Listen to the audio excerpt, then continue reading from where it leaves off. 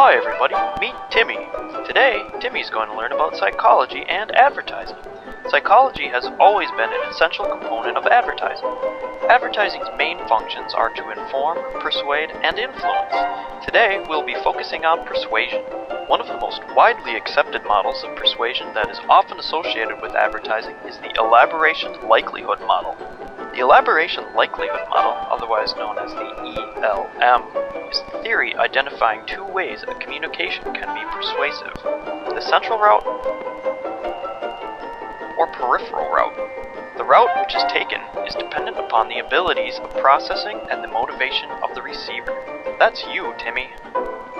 Let's spell it out for you, Timmy. Here is the central route.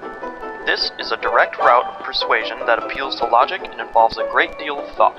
The central route is associated with high involvement. Involvement is how much time, energy, and other resources you are willing to put into the process. How much attention do you want to put into it, Timmy? Let's say you really want a new car, and you see an advertisement for a car on TV. Because you really want a car, you are highly involved. Now you are more likely to listen to that commercial.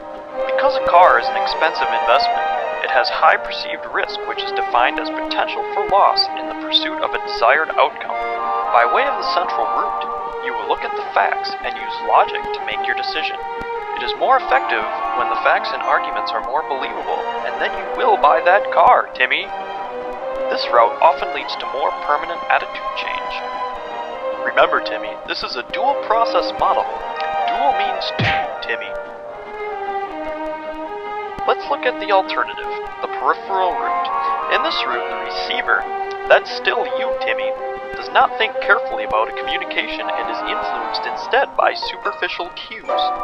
Examples of these cues or gimmicks include an emotional story, bright colors, sappy music, or an attractive speaker.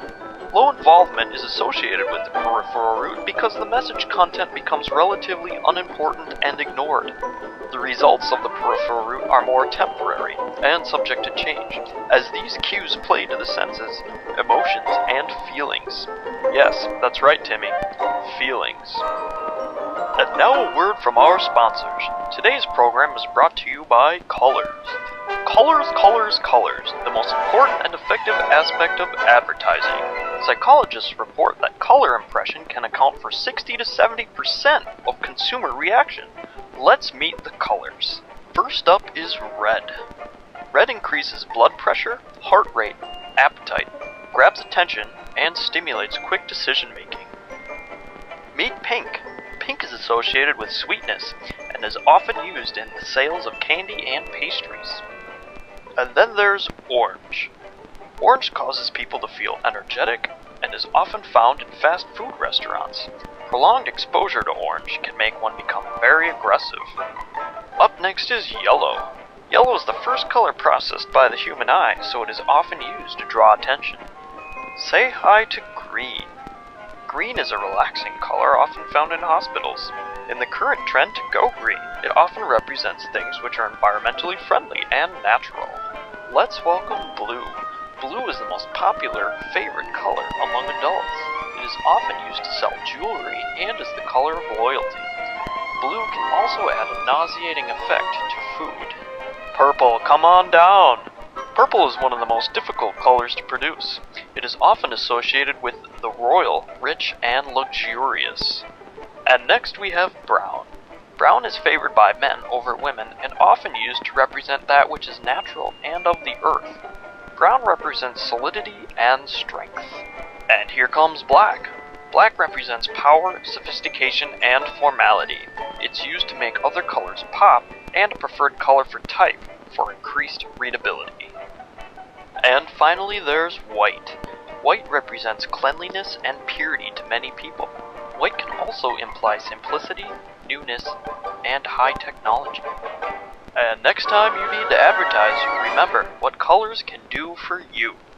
And now back to Timmy and his feelings. You see, Timmy, your feelings have a huge impact on how you're persuaded and how you spend your money. The ultimate goal of advertising. Feelings can also be referred to as affect. Affect occurs rapidly and involuntarily in response to a stimulus, like advertising. There is positive affect, such as joy, hope, or pleasure, and negative affect, like anger, fear, and shame.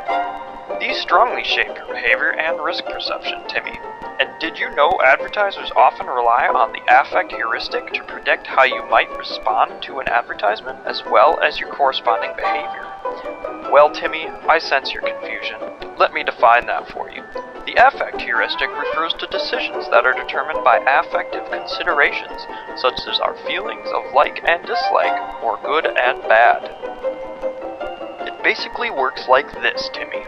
If a stimulus arouses a negative effect, the receiver, haha yes Timmy, that's still you, will perceive the risks as higher and the benefits potentially lower.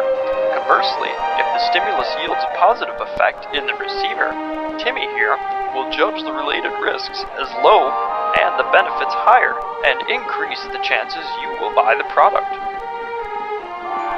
This is why advertisements often contain positively charged emotional images and slogans, as well as the basic factual information. The amalgamation of these elements work through the central and peripheral routes. Do you see that, Timmy? How I brought that back around? And that is how psychology in advertising works. Since we've come full circle, it seems it's time to say goodbye for today. Say goodbye, Timmy, and join us next time to find out what else Timmy can learn.